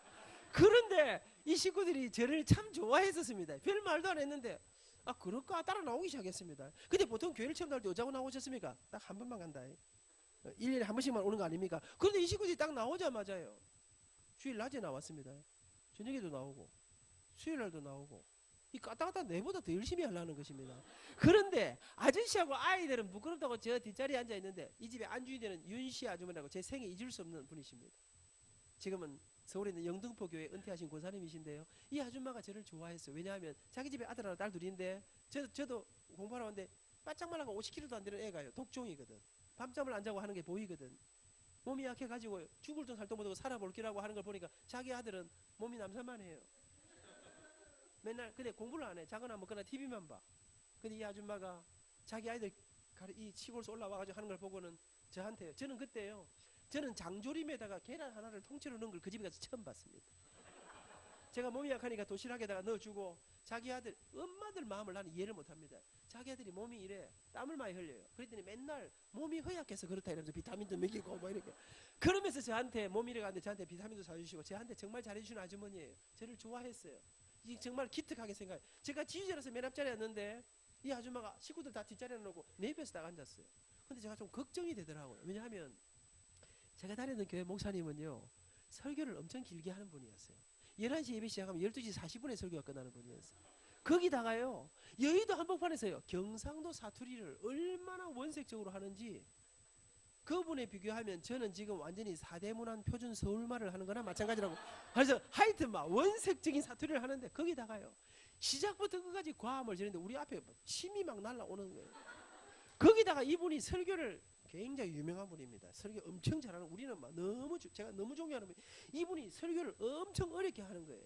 여러분 그러니까 우리는 좋은데 교회 처음 나온 우리 아줌마 알아듣겠어요 못 알아. 제 생각에 길제 시끄럽제 뭐 경상 사투리에 막 침은 튀제 제 생각에 아이고 다시는 교회 안 나오겠다 싶은데요. 그래 이제 하여튼 예배가 끝났습니다. 나오는데 이 아줌마가 나오면서 자기 성령제 사달라더라고. 사드렸습니다. 그러면서 집에 오는데 막 목사님 나는 욕을 할 줄 알았는데 칭찬을 하는데 이야 자기는 말이지 태어나서 진짜 사나이다운 사나이를 한 번 봤다는 거예요. 그렇지 사람이 소신이 있어야지 이러면서 그 남편이 좀 부들부들해요. 이 히리비리한 남자고 살다가 내가 진짜 이분이 하루 그날 딱 낮에 와갖고 목사님한테 뿅 간 거예요. 내는 완전 내 생각 그러니까 사람이 은혜 받는 게 여러가 다르더라고요. 그러면서 이 아줌마가요, 성인사도 이걸 끼고 사는 거 교회 모든 집회 다 나오는데 믿음이 놀랍게 자라기 시작했습니다. 그러던 어느 날이었습니다. 제가 학교 갔다 와서 밥을 먹으려고 딱 앉아 저녁을 식탁에 앉아있더니 어느 아줌마가 밥을 차리면서 안 선생 질문이 하나 있어. 뭔 질문입니까? 그 교회는 말이야 새벽 기도를 며칠에 한 번씩 하는 거야. 아, 그런 거 왜 물어보세요? 입장구나 나도 잘 못 가는데 왜 그러십니까? 했더니 아니 안 선생님 우리 집에 온다면 가끔 새벽이 없으시더래. 근데 이게 매일 가는 것도 아니고 어떤 날은 화요일 날 가고 어떤 날은 금요일 가고 이러니까 새벽기도 며칠 한 번씩 하는지 압니까? 잘 모르지? 매일 하고 있어요 새벽기도. 니는 몰라도 새벽마다 교회는 문을 연다는 걸 알아라. 여러분 그렇게 제가 하기는 맨날 하는데 왜 그러세요? 했더니 안 선생님 나도 내일부터 새벽기도도 한번 가보고 싶은데 내가 혼자 가라니까 좀 그래. 안 선생이 나하고 좀 같이 가줄 수 없겠어? 이 아줌마가요 새벽에도 잠잘 시간도 없는데 뭐 나는 못 가니까 혼자 갔다 오세요 이러고 싶은데 제가 자기 교회가 좀 꼬신 사람 아닙니까? 교회에서는 또 안민 선생 다 믿음 좋다게 샀는데 제가 조금 부담스럽더래. 제가 그래 뭐 새벽에도 자주 가겠나 며칠 갔다 말겠지 별 생각 없이 체면상 그러자 했습니다. 근데 이게 웬일입니까? 그 다음 날부터 제가 이 집에 있는 몇 년 동안 서울에 있는 날은 단 하루도 빠짐없이 매일 새벽 4시 40분이 되면 문을 두드리는데 사람이 졸도하겠는 거예요. 이제 못 살겠어. 근데 나중에 알고 보니까 이 아줌마는 초저녁잠이 많은 사람이에요. 7시 반 8시면 주무시는 거예요. 나는 1시에 자는데 자기는 7시에 자고. 내가 그때 깨달은 게 하나 있습니다. 아 이거 전도를 잘못하면 인생이 고달파지는 수가 있고 제가 이 전도를 잘못 독전 잘못 해가지고 새벽마다 이 개 끌리더니 새벽기도 다닌 거 아니겠습니까? 오늘 처음 오신 여러분들은 너무 그렇게 무리하지 마시기를 부탁드리겠습니다. 그런데 아시는지 모르겠지만 새벽기도가 일어나기가 좀 부담스러우지 간혹은 제법 괜찮은 동네입니다. 제가 그 시절 우리 아줌마한테 끌려서 새벽기도 나가서 진짜 많이 울었습니다. 새벽마다 제가 하나님 저 좀 도와주세요. 하나님 나 좀 밀어주세요. 나도 대학 온다고 유학도 가고 싶습니다. 근데 다른 인생의 길이 안 보입니다. 근데 하나님 당신은 약자편 아니십니까? 석기의 절마 저거는 우리 교회 담임 목사님 아들이었습니다. 자기 아버지가 목사님이니까 밀어주고 땡겨주고 기대주고 오만 거 다 할 거 아닙니까? 하나님 나는 나를 밀어줄 아버지가 안 계십니다. 초라한 우리 엄마가 저 영도촌 구석에서 오늘도 이 아들 하나 바라보고 새벽마다 울고 계신데 나 빨리 커서 우리 엄마 모시고 살게 해주세요. 하나님 나 좀 도와주세요. 내가 새벽마다 몇 달을 울면서 친구 이름 바라가면서 뭐 친구 잘못되라 그 말은 아니고 비교를 해보라 이 말이지. 몇 달을 울었습니다. 그런데 뭐 전혀 도와주는 느낌이 없었습니다. 예전에 힘들고 예전에 깝깝했습니다. 그러던 어느 날이었습니다. 새벽기도를 하러 왔습니다. 새벽기도 오시면요. 새벽기도 안 와보셨죠? 한번 와보십시오. 오시면 박목사님이 설교를 짧게 합니다. 새벽에는. 간단하게 하고 그 다음에 불 끄고 이제 각자 기도하는 시간이 있습니다. 그날 아침에 불 끄고 각자 기도를 해서 기도를 하려고 또 하는데 기도가 안 되는 거예요. 이상한 생각 하나가 제 머릿속에 들어왔는데 그날 아침에 하나님이 저한테 말씀을 하시는데 하나님이 저한테 딱 시비를 거는 건데 무슨 마음이 드는 거 하니까 무슨 생각이 드는 거 하니까 하나님이 저한테 뭘 하시는 거 하니까 안민아 너는 근데 맨날 그 기도할 때마다 뭐 이렇게 불만이 많고 달라는 게 그래 많냐. 네가 가진 거 먼저 하나님에 한번 내놔봐라. 그러면 하나님이 너를 밀어주니 땡겨주니 할 거야. 네가 임마 맨날 아무것도 안 내놓고 네가 뭐 네가 참 달라기만 하면 되겠나 이런 마음이 쓱 드는 거예요. 근데 내 한쪽 마음에는 열불이 확 터지더라고. 하나님 뭐가 있어야 내놓을 거 아닙니까? 뭘 주놓고 내놓아야지. 그날 그래서 뭐 기도가 안 되고 기도 잡치고 집에 갚았습니다. 근데 그 다음 날부터요. 기도가 안 되는 거예요. 기도만 하려 하면 내놔라 이게 나오는데요. 이 시간에 여러분 제가 처음에는 하나님하고 협상을 해서 하나님 이러지 마시고요. 저를 좀 밀어줘. 내가 출세하면 돈 많이 벌면 잘 되면 내가 절대로 하나님의 은혜를 잊지 않을 겁니다. 근데 아니라는 거예요. 그날 그렇게 슬그머니 이상하게 찾아온 이 가슴속에 뭔가를 내놓으라는 이 마음이 떠나지를 않는데 이게 열흘이라고 한 달이지. 여러분 저는요 비록 가난했지만 제가 맑고 낙천적으로 살았습니다. 그런데요 저는 뭐 우울하고 이런 거 잘 없었습니다. 그런데요 내 친구들이 이렇게 잘 살아도요 내 마음속에 뭐 사실은 걔들이 저를 부러워했습니다. 제가 대학교 2학년 때 서울대학에서 세빌리아 이발소 오페라 주인공 했습니다. 대학교 3학년 때 역사 전통을 잘하는 동아 콩쿠르에 입상했습니다. 4학년 때 또 오페라 주인공 했습니다. 대학원 1등으로 들어갔습니다. 아무도 안 놀랐는데 이게 놀라야 되는 이야기입니다. 여러분 잘 몰라서 그런데 여러분 그러면서 우리 친구들이 나를 부러워했습니다. 근데 여러분 제가 어느 날부터인가요? 제가 새벽에 아르바이트하고 딱 아침에 학교 가지요. 가방 가지고 서울대학에서 음악대까지 길이 좀 됩니다. 가면요 앞에 차가 붕 지나갑니다. 그때 당시에 마크 4, 마크 5 요즘 말로 하면 벤츠, 뭐 에쿠스 이런 차예요. 차에 내리는데 우리 친구들요 그 전날 밤늦게까지 나이트클럽 가서 술 퍼먹고 기사가 모는 차를 타고 나는 아르바이트 새벽에 하고 죽을 고생하고 올라오는데 여러분 내 그런 애들 좀 우습게 봤습니다. 근데 어느 날부터인가요? 제가요 내가 뭘 가졌는가 생각하는데 아무것도 없는데 일말에들은 집에 가보면 내하고는 다른 별세계 하늘 세상을 사는 거예요. 저는 불만한 어느 날부터 이 가슴에 무슨 마음이 들어가니까 이놈의 세상이 왜 이렇게 불공평하노.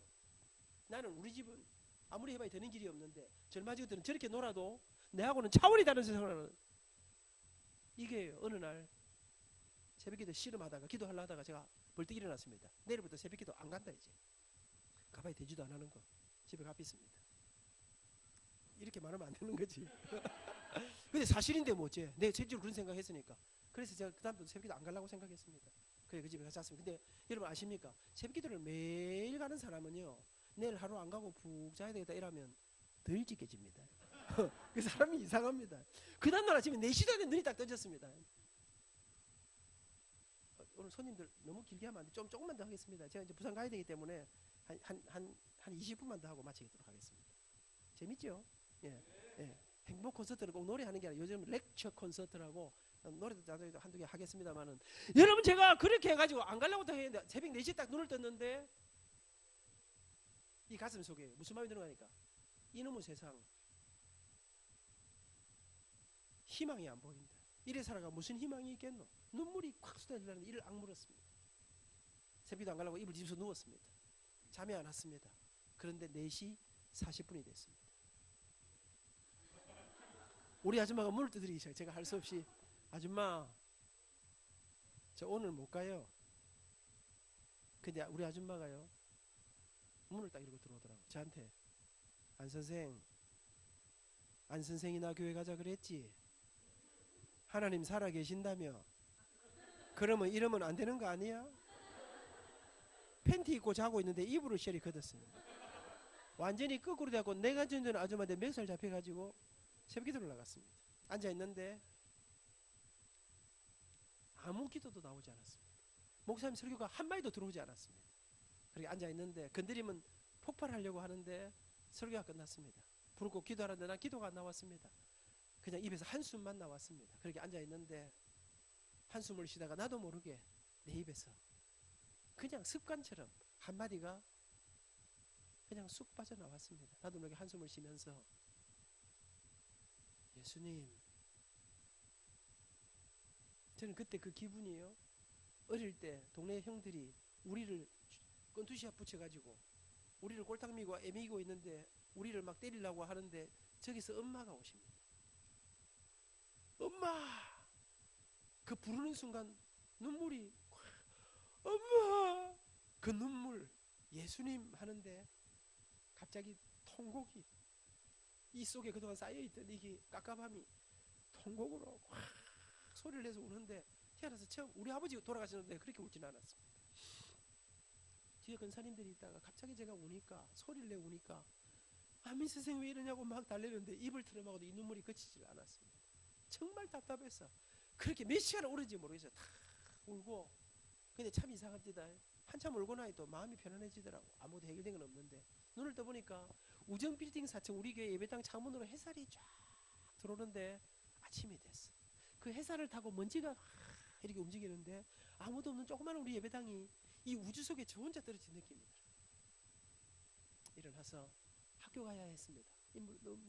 눈물을 닦고 학교 가려고 조그마한 예배당을 좁은 가운데 길을 걸어서 우리 교회 예배당 문고리를 딱 잡고 나가려고 딱 하는데요.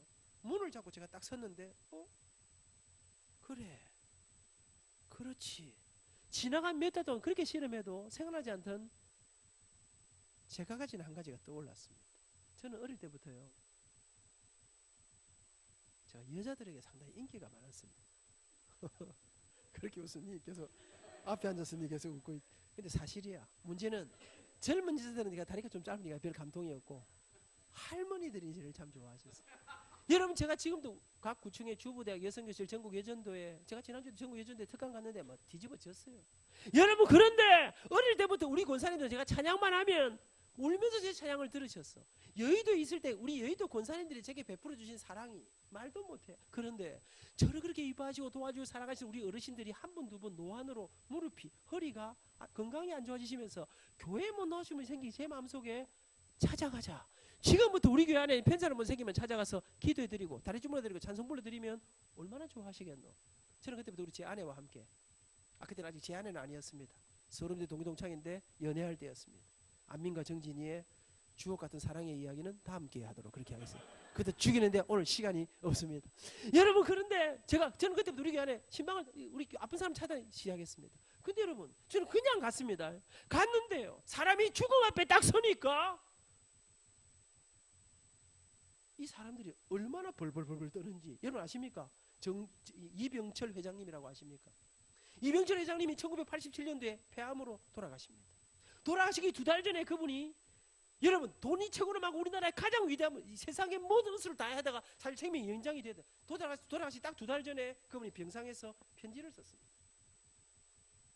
우리나라의 유력한 성직자 한 사람에게 24가지의 질문을 담은 편지를 썼습니다. 그 질문에 이런 질문이 있습니다.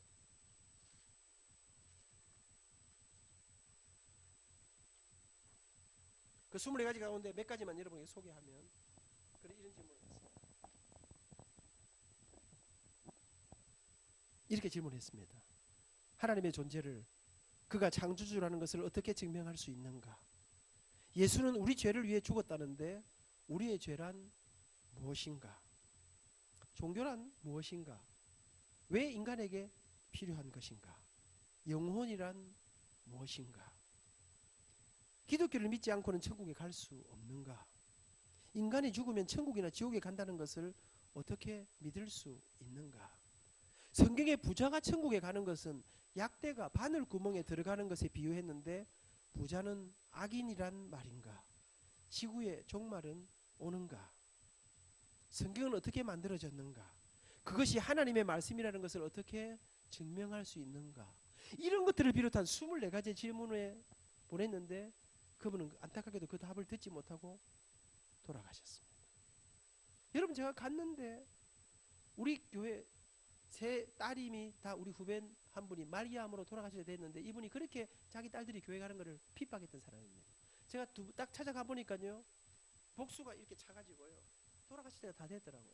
제가 2번째 가니까 이미 링거를 못 꼽는데 그러면 돌아가시는 거예요. 제가 2번째 가서 그랬습니다. 어르신, 식구들이 매일 울고 있는 거 아십니까? 왜 우는지 아십니까? 아버지 돌아가시면 다시는 못 뵐까 봐 울고 있지 않습니까? 어르신, 예수 믿으십시오. 그러면 우리 주님께서 아버님의 영혼을 책임져 주신답니다. 그럼 제가 그분 앞에서 그날 내가 노래 2곡을 불렀습니다. 그분 앞에서 제가 우리 아버지 장례를 치르러 산에 올라갔는데 대학교 2학년 때 우리 이제는 원로 목사님이십니다. 조경천 목사님이라고, 이분이 장례를 치면서 저한테 뭐라 하냐면요, 장례 다 끝났습니다. 마지막 이제 학원을 하고 일을 해야 되는데, 안 선생, 아버지 천국 가셨는데 특송 하나 해라. 저는 우리 목사님 완전 또라이 아닌가 생각했습니다. 여러분, 상주를 노래시키는 사람을 맨정신을 할 수 있겠습니까? 근데 여러분, 저는 지금 죽음을 앞에 놓고 노래를 부르는 사람들, 저는 이런 선생님들 밑에서 자라. 우리 아버지가 마지막 돌아가시면서 내가 의식을 잃거든 그래도 계속해서 내 옆에서 찬송을 불러라. 이상한 것 같지 않습니까? 죽음을 앞에 놓고, 여러분, 근데 그분이 너무너무 그렇게 식구들을 하던 사람이 벌벌벌벌 떨고 있더라고요. 제가 예수 믿으십시오. 그러면 아버지의 모든 것들을 우리 예수님이 책임져 주십니다. 그러면 제가 우리 아버지 장례를 산에를 불렀던 노래를 그분 앞에 놓고 부르기 시작했습니다. 나는 약한 나그네요, 이 슬픈 세상을 가면 수고도 병도 위험도 없는 내가 가는 저 밝은 곳, 나는 가네 내 아버지께 더 이상 방황 없는 곳, 나는 가네 십자가 앞에 주님 품에 돌아가네. 오 나는 약한 나그네요. 이 슬픈 세상을 가면 노래를 한 곡을 어떻게 계속 부르는데 이분이 깊은 한숨을 쉬었습니다. 그러면서 이분이 일어나 자기 딸을 부르더라고요. 그러면서 네 목사님 한번 만나볼까? 무슨 말입니까? 예수님을 믿기는 믿어야 되겠는데 이 할아버지 좀 돌팔이 같이 나도 몇 살 안 되고. 그 다음 주에 우리 목사님이 오셨습니다. 병상에서 세례를 받았습니다. 제가 그날 그분을 앞에 놓고 예 목사님 모시고 오겠습니다. 그러면서 제가 어르신 예수 믿으십시오. 그리고 천국 가시면 우리 아버지하고 친구하고 계십시오. 그러면서 제가 아버지 생각할 때마다 부르면서 울었던 노래를 그분 앞에 놓고 부르기 시작했습니다. 험한 세상 나그네 길 나의 맘이 고날 때 사랑스런 주의 손길 내 맘을 항상 두드리네. 오 주님 나의 주님 내 맘에 기쁨 주셨네. 나의 기쁨 나의 생명 주 손길 날 구원했네. 주 예수를 내가 안 뒤 나의 죄짐 벗었네. 영원토록 감사하며 늘 주께 영광 돌리리라. 오 예수 나의 생명. 여러분 이분이에요. 그 마지막 죽음을 앞에 놓고 자기 친구들에게 얼마나 놀랍게 담대하게 죽음을 담대하게 맞이하는지. 그 장례를 치를 때 지씨 집안의 장손이었습니다. 온 친지들이 다 예수님 믿기로 결심하고. 여러분 제가 그리고 나서 장례식 갔다 오는데 제 마음속에 무슨 마음이 드는 거 하니까 그래 우리 교회 안에 있는 사람들 말고 이 세상 바깥에 죽음의 절망 속에 길을 찾지 못하는 사람 내가 찾아가 줘야 될 사람 없을까 생각하는데 제 머릿속에 한 사람이 떠올랐어요. 그 사람은 어린 시절 우리나라가 옛날에는 너무 가난했어요. 아침 되면요 문두진 밥을 들은 사람들이 많았습니다. 어느 날 우리 동네에 밥을 들어왔는데 동네 어르신이 밥을 안 주고 돌로 가지고 이 사람을 때렸습니다. 쫓아내버렸습니다. 제가 너무 놀랐어요. 아저씨 도대체 어떻게 이럴 수가 있습니까? 밥을 안 주고 사람을 이렇게. 근데 알고 보니 그 사람 들어오면 안 된다는 거예요. 알고 보니 그분은 한센병 환자였습니다. 나병 환자였습니다. 어릴 때 여러분 이야기하기 좀 곤란하지만 안 좋은 이야기가 있었습니다. 그분들을 못 들어오게 했습니다. 나병이는 살이 썩는 병인데 눈썹, 발톱, 손가락 바르게 허물어지는 병입니다. 제 마음속에 무슨 마음이 드는 거 하니까 이 세상에 정말 불쌍한 사람은 다시는 고향으로 돌아갈 수 없는 다시는 가족과 살 수 없는 나 환자들을 찾아가자. 조사를 해보니까 강원도부터 서울도까지 수많은 사람들이 겨울이면 얼어 죽었습니다. 굶어 죽었습니다. 제가 서울 인사동에서 아내와 함께 3회 공연의 음악회를 열었습니다. 표를 팔았습니다. 꽤 많은 돈을 모았습니다. 유인보를 준비하고 그리고 강원도부터 한 주간 동안 전국에 있는 나 환자전 투어를 떠났습니다. 예수님의 이름을 1시간짜리 음악회를 만들어가지고 성경에 나오는 예수님의 일생을 음악회를 만들어서 찾아갔습니다. 음악회를 이러면 이렇게 하지요. 살 썩는 냄새가 숨을 못 쉽니다. 마지막 날 여수 애양원을 거쳐서 소록도에 갔습니다. 2,000명 가까운 사람들이 나 환자들이 모였습니다. 1,700명 정도가 모였습니다. 그날 눈물바다가 됐습니다. 여러분 제가 그날 목사님들이 그러더라고. 절대 가서 나 환자들하고 손잡지 말라, 접촉하지 말라, 음식 같이 먹지 말라. 그런데 끝났는데 막 부둥키하고 난리가 났습니다. 그리고 나서 나중에 알고 보니까 나병은 잘 옮기는 병은 아니었습니다. 여러분 그리고 나왔는데 나 소록도가 너무나 아름답습니다. 그 천국 같은 그 섬에서 그 사람들은 그렇게 지옥 같은 삶을 살고 있었습니다. 제가 그제 돌아와야 될 시간에서 소록도에서 봉고차를 탔는데 출발이 안 되는 거예요. 운전하는 분이 붙들고 막 계속 우는 거예요. 우리도 울면서 제가 소록도 봉고차 안에서 하나님 앞에 한 가지 약속한 게 있습니다. 제가 이런 약속에서 하나님 나는 앞으로 일생에 내가 가진 모든 걸 다 동원해서 내가 절대로 나 자신을 위해 살지 않고 이 세상에 절망하고 자라주라는 사람을 살리고 사람을 세우고 사람을 섬기는 일에 제가 가진 전부를 쏟아붓겠습니다. 그날 이후 저는 아내와 함께 틈만 나면 전국에 있는 나환자촌, 고아원, 양로원, 교도소, 군부대, 소년원을 닥치는 대로 돌기 시작했습니다. 돈도 없었습니다. 이후만 좀 생기면 그런데 여러분 가면 반응은 폭발적이었어요. 서대문 형무소 갔는데 2,000명이 모였는데 맨 앞자리는 사형수들의 자리입니다. 사형수들은 그냥 못 들어옵니다. 수갑 잡고 포승줄 메고 들어옵니다. 근데 여러분 제가 잊지 못합니다. 집회를 하는데요. 제가 찬송을 부르는데 인내하신 구세 주여 내 말 들으사 죄인 오라실 때에 날 부르소서 주여 주여 내 말 들 하는데요. 사형수 한 사람이에요. 이 포승줄 맨 채로 주여 하는데 뭐 하여튼 막 폭발적이에요. 그렇게 열심히 살았습니다.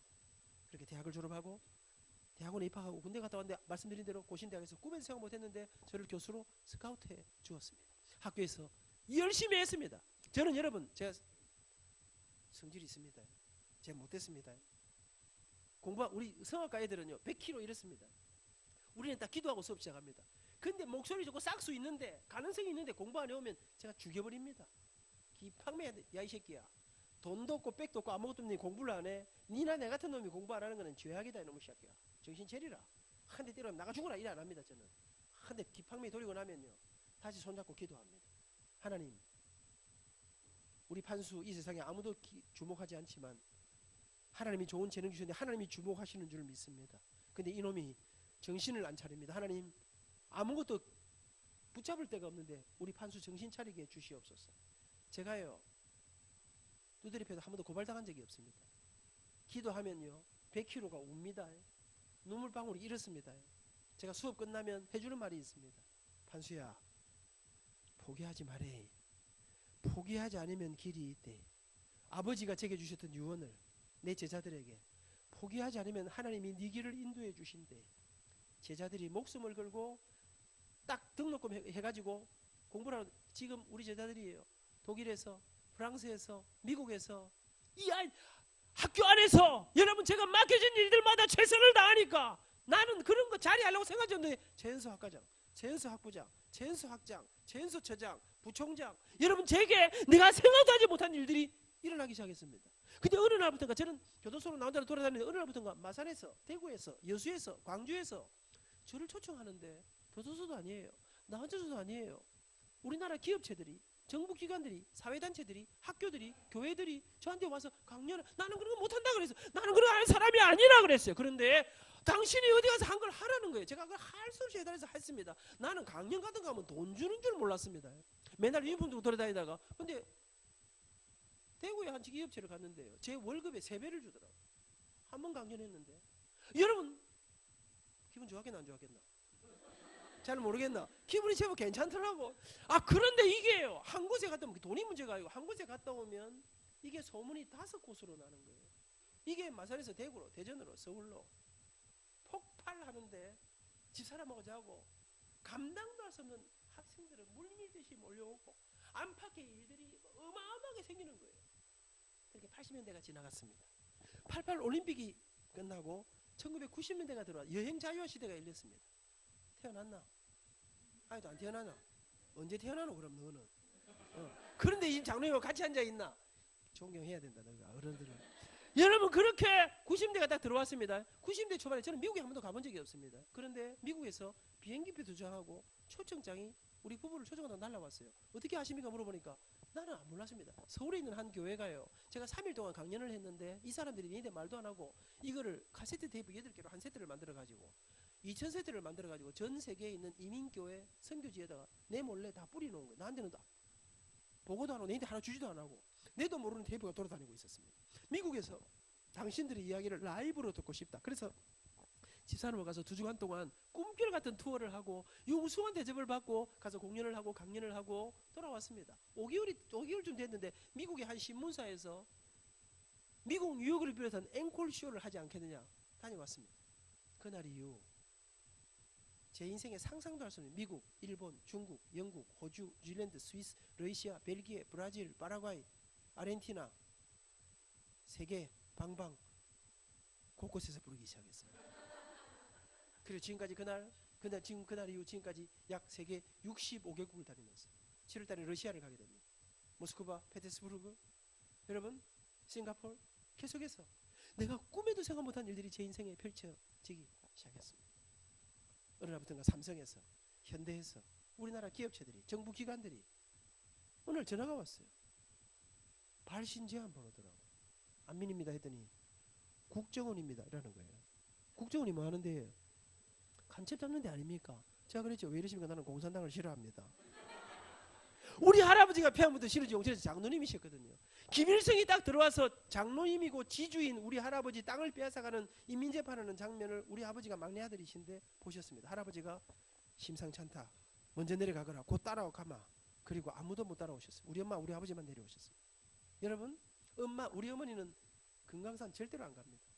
저놈들 몸에 우리 엄마는 다 보셨기 때문에 여러분 제가 다 들은 게 있으니까 떨리더라고요. 국정원이. 근데 교수님 그게 아니고 와서 강연하라는 거예요. 제가 국정원 가서 무슨 간첩 잡는 이런 거 내가 어떻게 할 줄 내가 모르는데 그랬더니 그게 아니고 교수님 오셔서 강연을 하라는 거예요. 뭐에 대해서 할까요? 변화에 대한 이야기를 인생이 어떻게 하면 진정한 행복을 누릴 수 있는 변화를 봐줄 수 있는가를 이야기해달라는 거예요. 국정원에 가서 제가 강연했던 날이 김정일 죽은 날입니다. 발표난 날이었습니다. 제가 그 강연하러 올라오는데 뉴스가 나오더라고요. 여러분 그날이요. 그렇게 상상도 할 수 없는 일이 제 인생에 펼쳐지기 시작했습니다. 그렇게 쓱 돌아보는데 그렇게 제 삶을 이렇게 살다가 내가 돌아보니까요. 제 인생에서 나는 우리 아버지가 평생에 물려준 그 빚이 내 인생에서 안 떠날 줄 알았습니다. 근데 빚들이 다 사라졌더라고요. 여러분 저는 아들 둘 저는 돈이 많지는 않습니다만 두 아들 공부를 다 시켰습니다. 우리 어머니 올해 86입니다. 제가 지금까지 우리 집사람 지금까지 30몇 년째 시집살이 하고 있습니다. 어느 날 우리 장모님 서울에 사대문안 서울 사람인데 혼자 되셨습니다. 제가 아버지 대신에 장모님 모셔야 되겠다. 우리 장모님도 모시고 살고 있습니다. 한 집에 사돈끼리 모아놓으면 머리 복잡한 거 아니겠습니까? 그래서 학교 밑에 아파트를 하나 또 빚을 내가지고 또 샀습니다. 양쪽 모시니까 부담은 많습니다. 생활비 드릴 날이 얼마나 빨리 돌아서면 한 달이고 그렇습니다. 그러나 저는 잊지 않는 거 있습니다.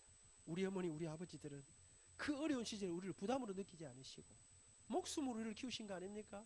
우리 어머니 팔순잔치 하시는 날 제가 10분의 목사님이 오시고 우리 어머니 친구들이 가득히 모이시고 그날 제가 잔치가 끝날 무렵에 어머니 백권사님 평생 우리 키우느라고 고생하셨는데 제가 축가 한마디 해야 안 되겠습니까?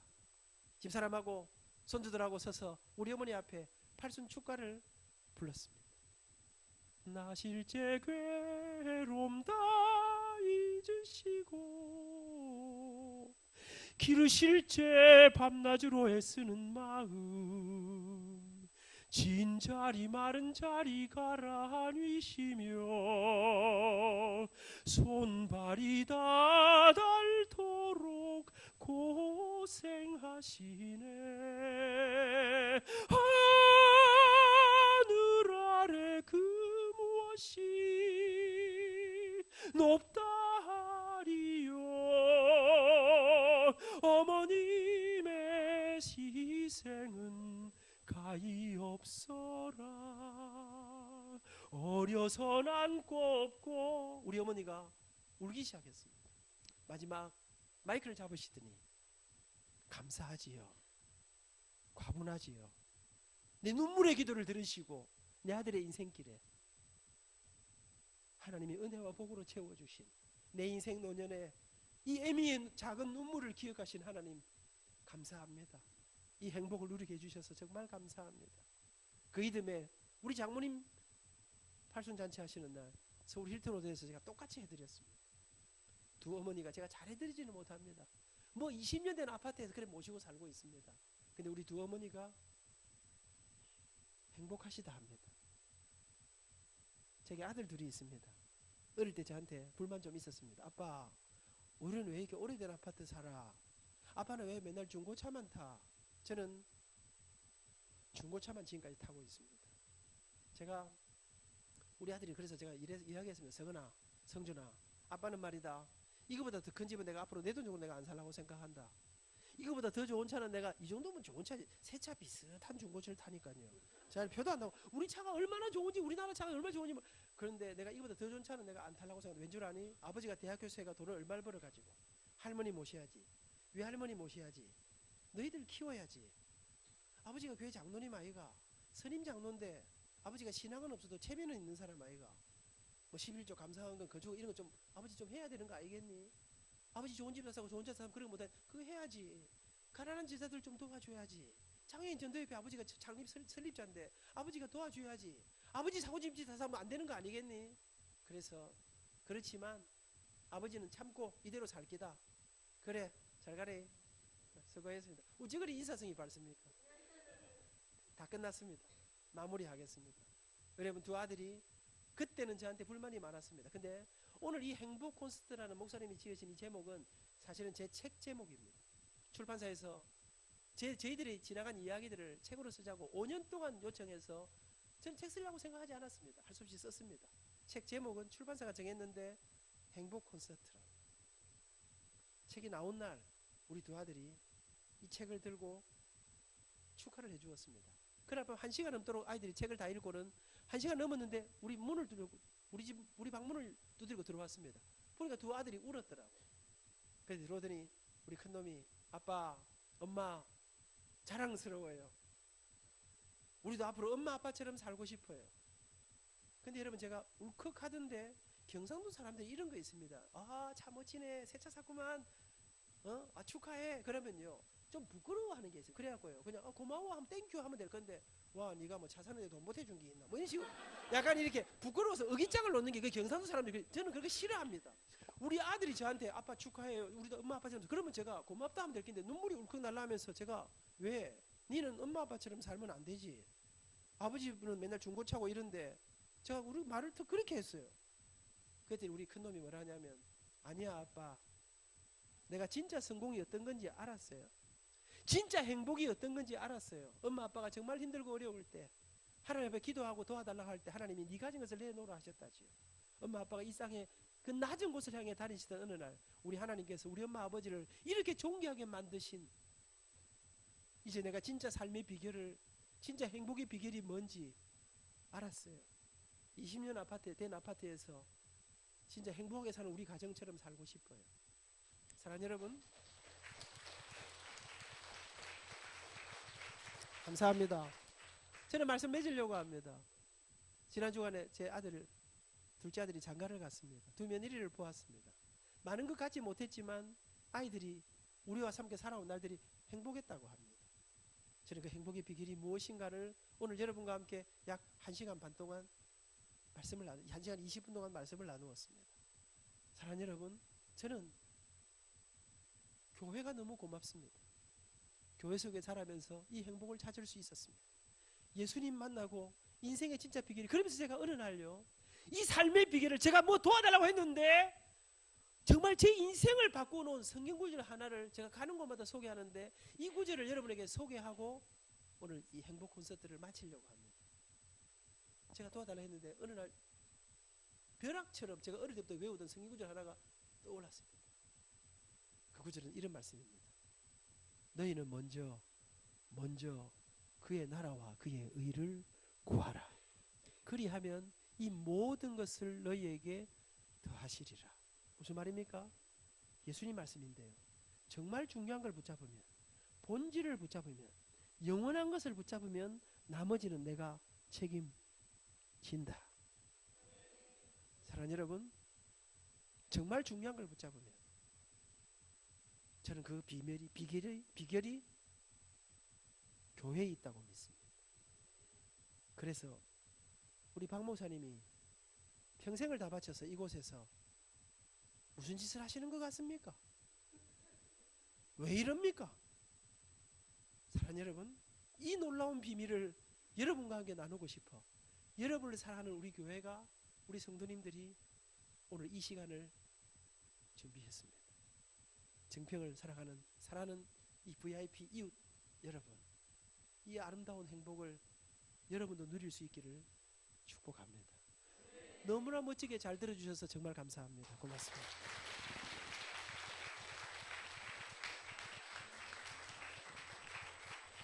예, 감사합니다.